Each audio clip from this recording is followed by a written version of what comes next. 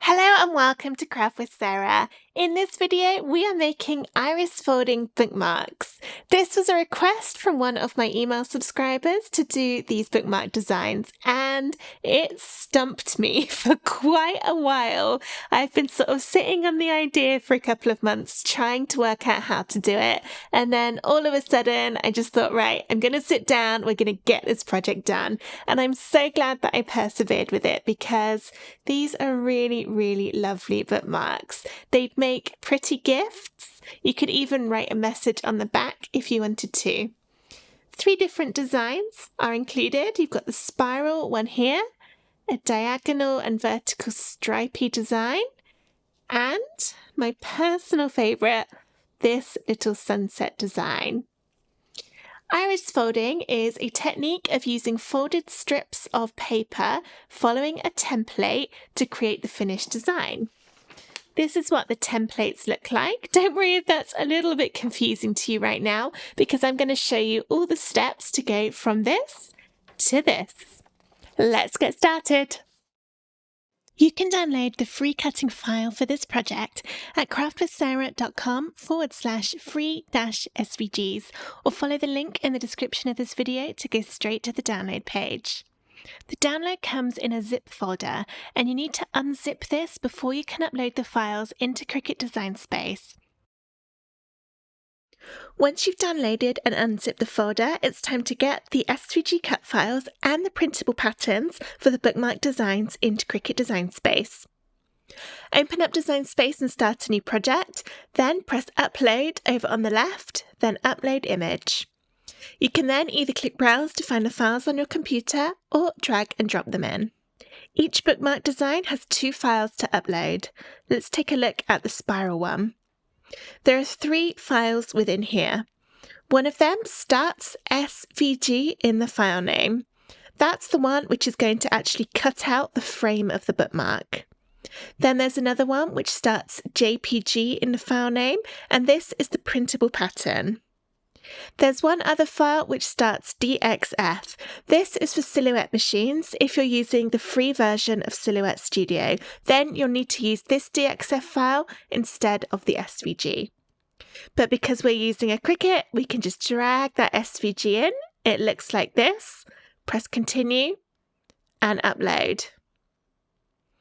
We need to add the corresponding pattern to this, so we'll go Upload again, Upload Image. This time, select the file which starts JPG in the file name.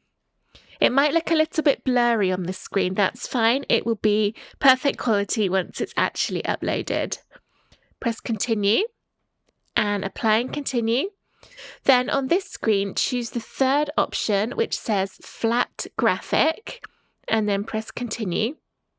You don't need to change anything on here. Press Upload. It will probably come in really big. Yeah, there we go. We need to change the size on this one to match the bookmark.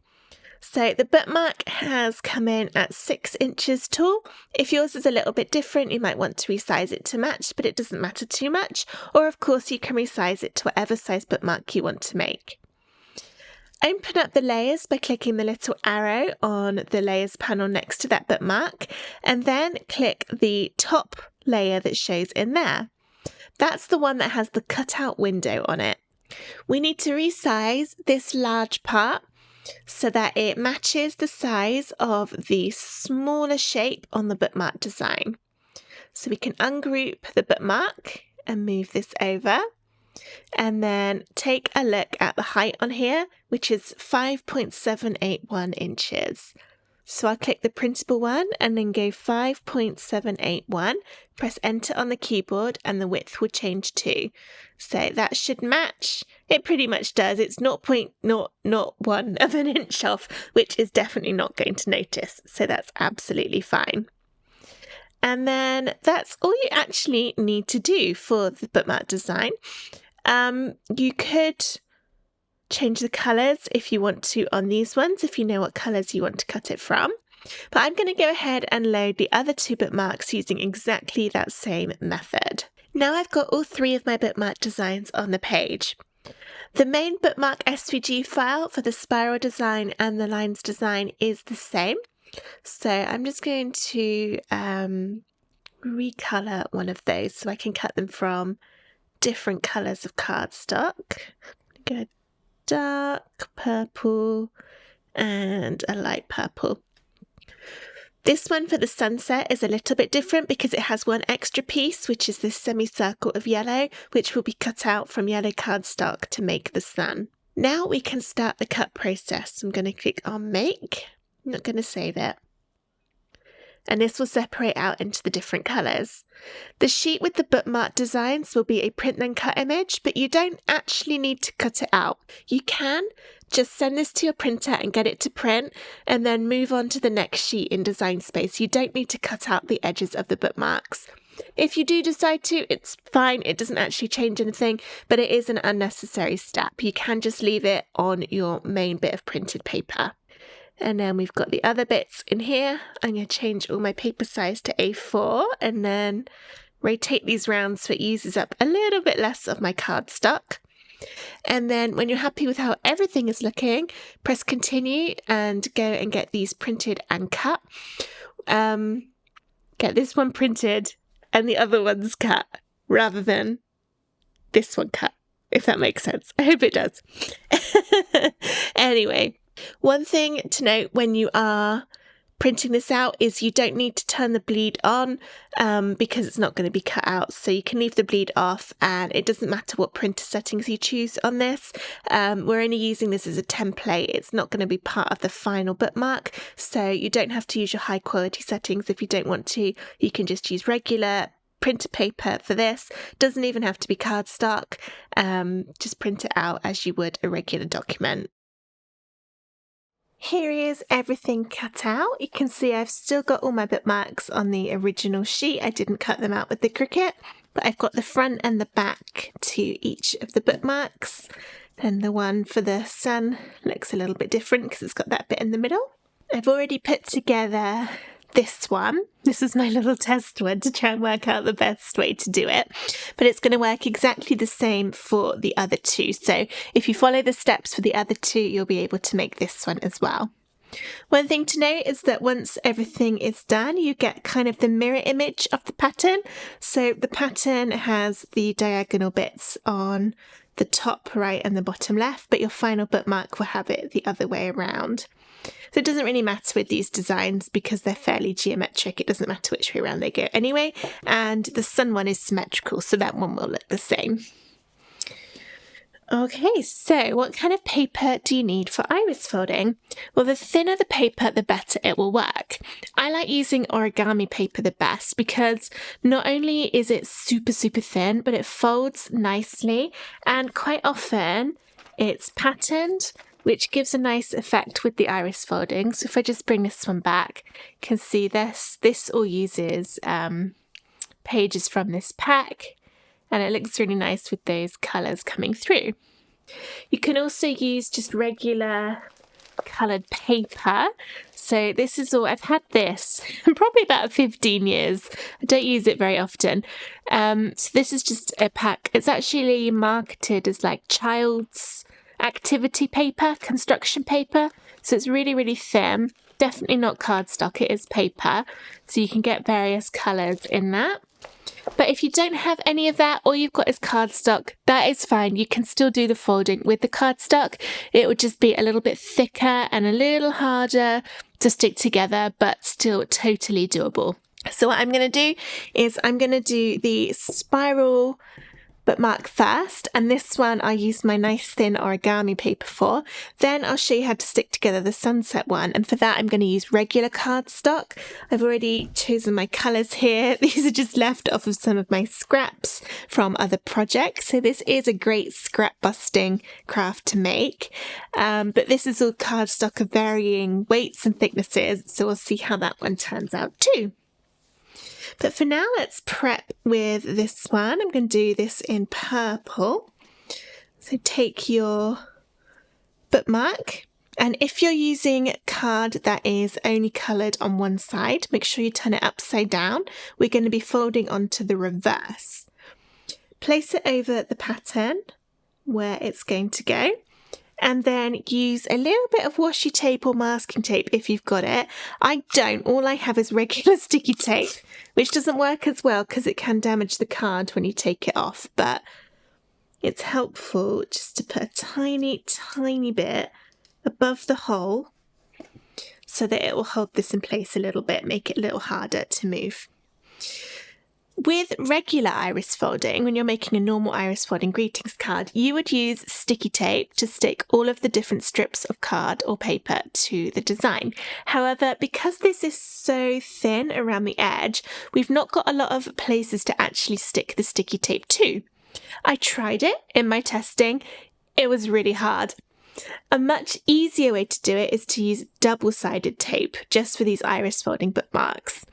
I have a tape runner with double-sided tape on it, but you can also buy it on the roll and cut it to fit.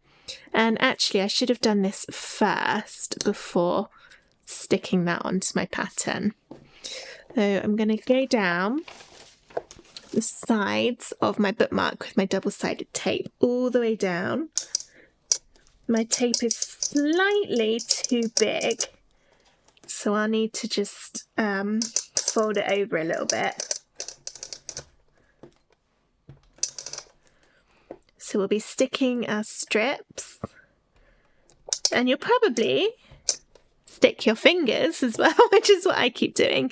Be a little careful because you can warp the card if you pull it too much, but now I'm just going through and folding over any tape that you can see from the front.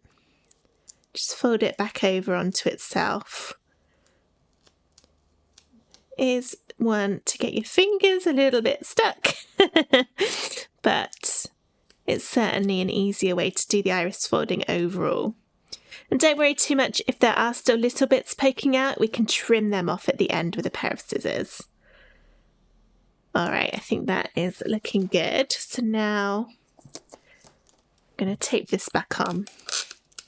Just a little bit of tape, hardly cover it at all. Just a little bit above the hole onto there. Right. Now I can choose my papers. So again, I've got this origami set. I'm choosing 2 different ones from here in purple colours. Here's one of the sheets. Take a pair of scissors and cut it into strips. You want your strips to be thick enough that when they're folded, they're going to be able to cover all of the gaps on here. So the thickest one is probably your number 3 and 5. And your sort of 4 and 6. So I'll cut this into strips. Here we go. And then for each strip, turn it over. Make sure you don't stick it to the back of that. And then fold it so that it goes over about 2/3 of the way. So I've not quite folded it in half, but now I've got a nice, straight, crisp line to do the folding with. And you can make it even crisper by going down it with a brayer tool or something similar. I accidentally just brayed my frame then. So I'm going to fold all of these.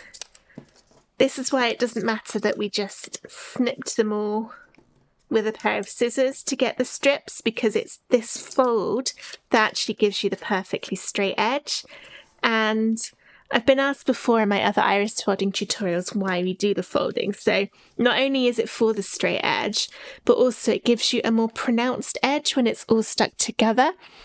So on here, it's just, if it wasn't folded, it was just cut straight with a pair of scissors or with the Cricut, you wouldn't get as obvious a line between each of your colours.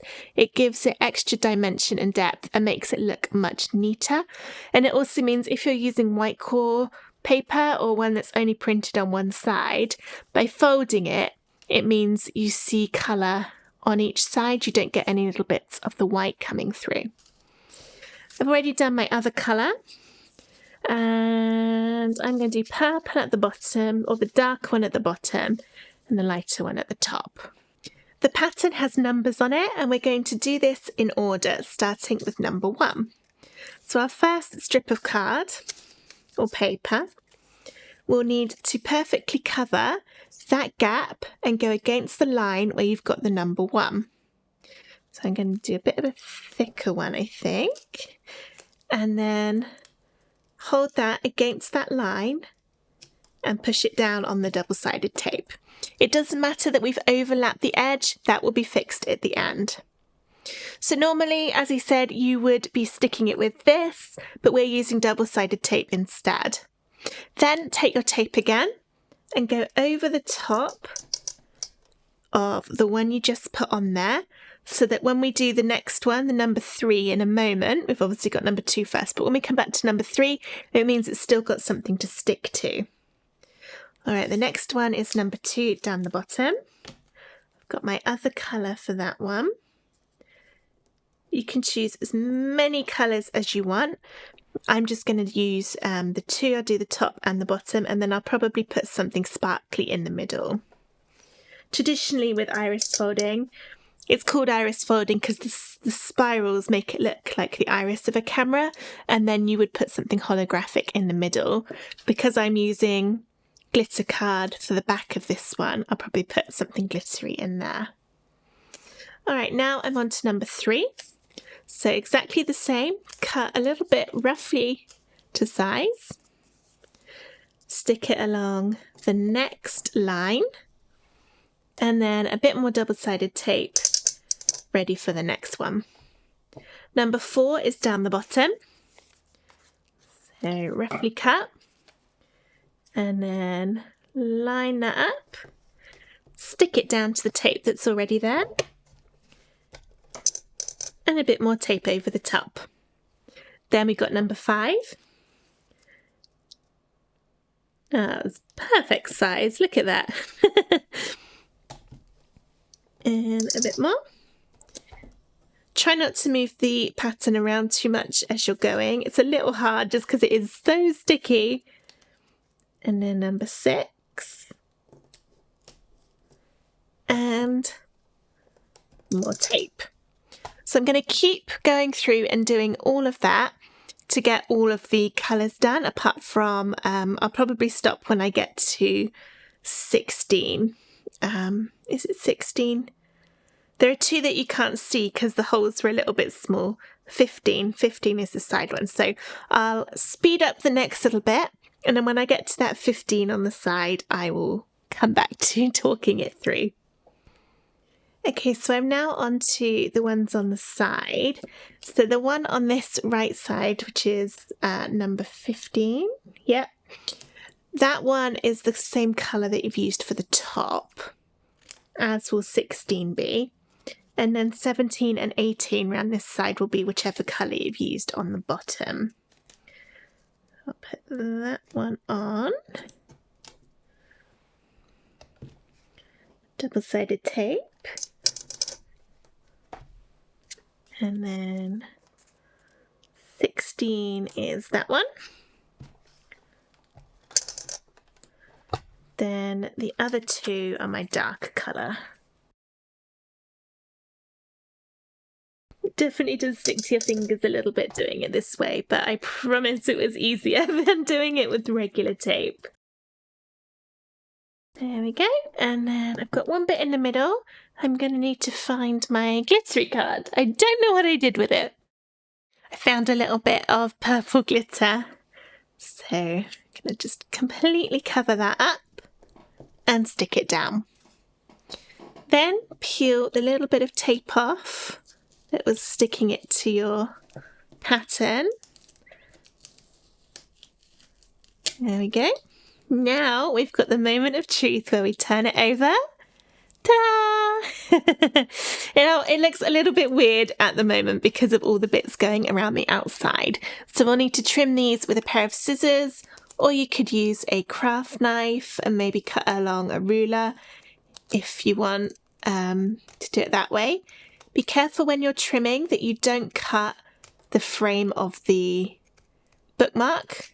We're just going kind of underneath it to get the little bits of paper, and you'll need to do that where we've got the hole.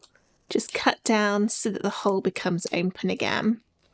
You might need to do it in a few snips just a little bit at a time. I need a bit more off of there.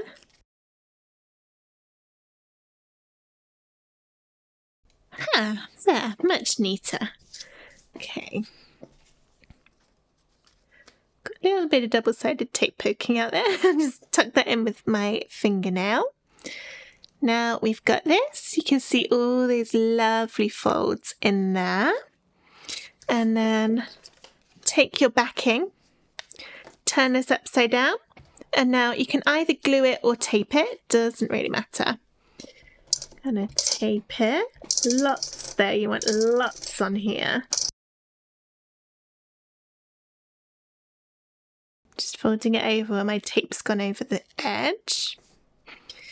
Then stick it so that the holes line up.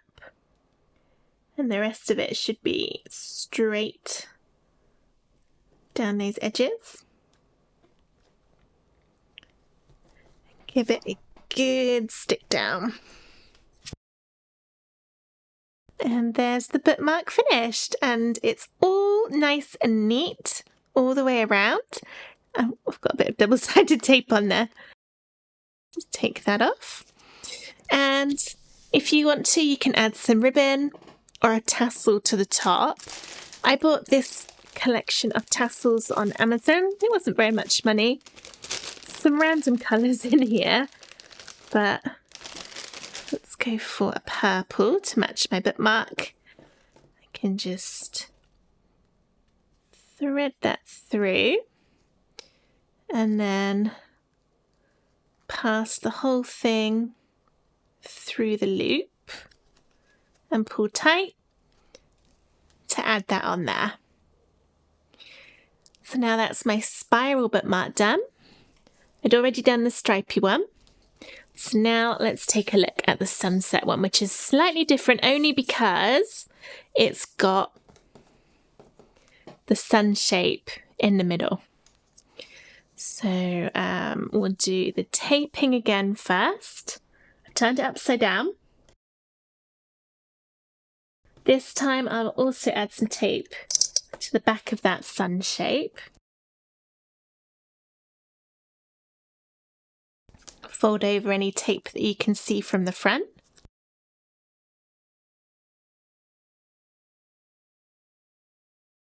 There, and then a little bit of tape to try and hold it in place. Okay, oh, definitely stuck my fingers. There we go. And then we can do the folding again following the numbers. This time I've got my regular cardstock, so it is thicker. And I chose 5 different shades of blue for the water. You don't have to use that many. I just thought that might look quite nice going from dark to light. Some random scraps of card. Fold it. And now I definitely do want to go down it, tape, with a brayer tool. Because it is thicker, I need to get really crisp folds.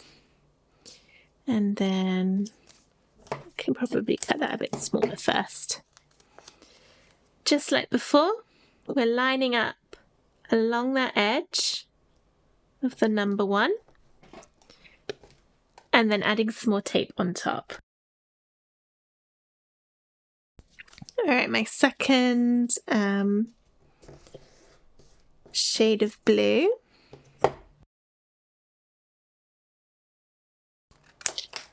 Stick this on along that number 2.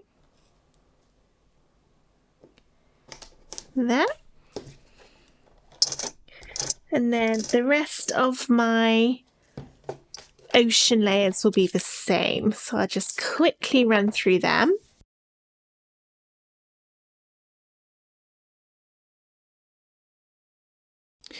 For the number 5, I just realised I actually don't need to fold this piece because this is going to go behind that sun. Make sure it doesn't poke out the other side of the sun. We just want to put it in behind, so you're not going to see the fold line on that one. So that can just be stuck like that, nice and easy. Okay. And then we've got the same kind of thing at the top. And I'm just trying to work out the colours in my head. I think I'll go for orange for my number 6 and 7. I'm going to go orange, yellow, orange, red. No, orange, red, orange, yellow. Trying to make a kind of, I'm not sure if it's a sunrise or a sunset, but that kind of thing.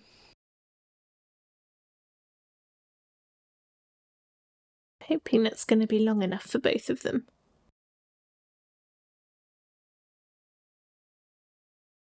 Now back to orange.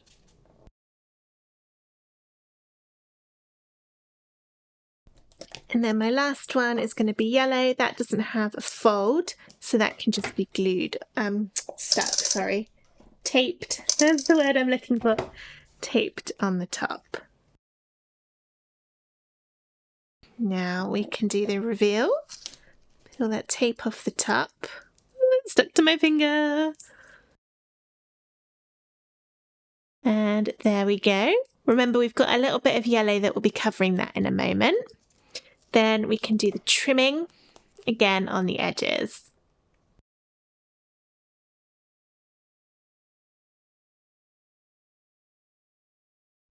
Right, that's now all nicely trimmed. Lots of little pieces. And then I've got my base piece here. This one was a little harder to trim because the card was thicker, but it still turned out just fine, just doing a couple of little extra adjustments. Okay, then we can tape down. This is really thick. It should still be okay. Ugh, sticking fingers. Get the edges straight and push down. Now this one, as it uses the cardstock, it's not quite as neat on the sides. You see it's pulling away a bit. So you could maybe try and put some glue in there to help fix that. Or if you press it under some heavy books for a couple of days, then that will help flatten it out and it will look much neater again. And then all that's left is to glue the little sun onto the front, like that. And then add a tassel. Let's see, oh, a nice bright yellow. Let's do that one.